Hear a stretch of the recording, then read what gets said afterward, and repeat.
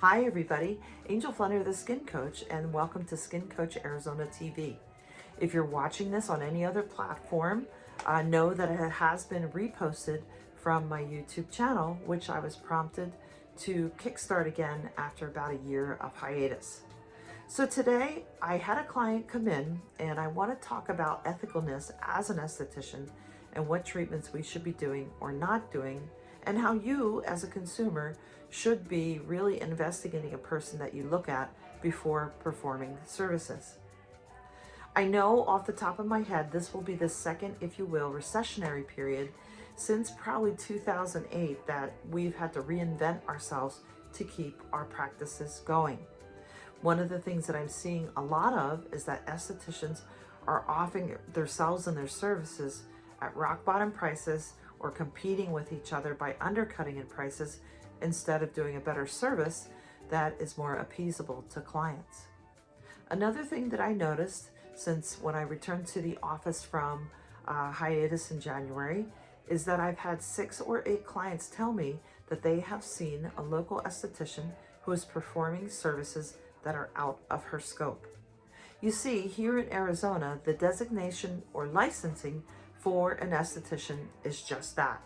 We're not clinical estheticians, we're not medical estheticians, and if reported to the state board for such, we can be fined up to $1,500 per occurrence for that designation because it's a falsity.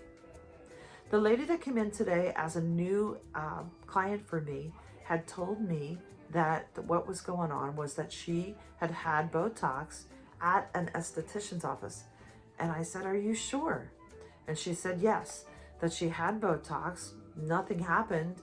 And when she went and returned to the place where she had treatments with this esthetician, the esthetician told her that the person who was performing the service no longer worked for her and that the esthetician herself did services on herself with Botox all the time, and that she would be able to appease this client until she was happy so that she would not get a bad name on Yelp or any of the other review places such as Google or Groupon. The more research that my client did with me and the more research that my client did about this practice, she also found out that this person's establishment permit has been expired since 2022.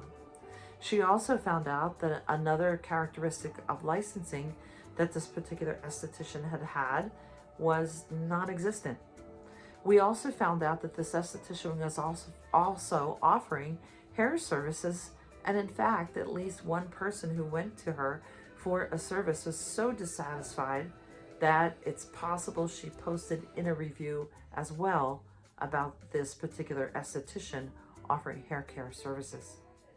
In Arizona, you have a designation of 4 stylings in the barbering and cosmetology board. Sorry about that.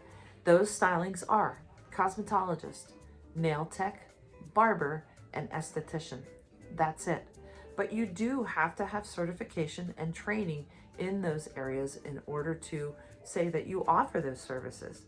And there are inspectors that come around to make sure that's a fact. Also, any consumer can go to the barbering and cosmetology website here in Arizona to make a complaint so that you know you have a hand in protecting other consumers.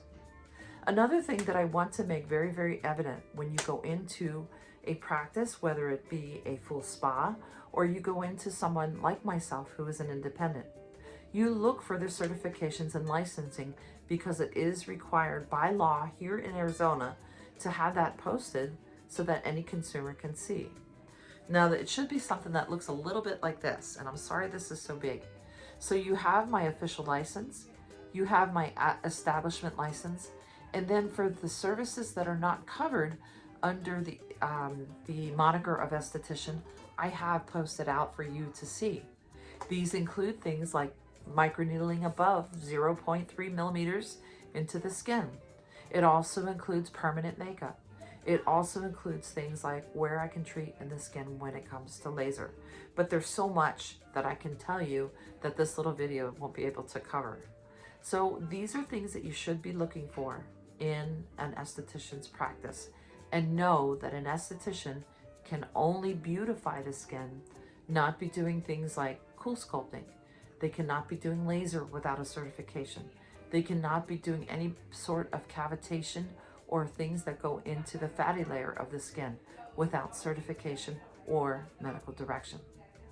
So if you have any further questions, or you think you might know somebody that is offering these services, what I would do is, again, visit the Board of Cosmetology of Arizona, Barbering and Cosmetology Board. So it's now bcb.gov online, and take a look at what's going on and the changes that are going on in the state.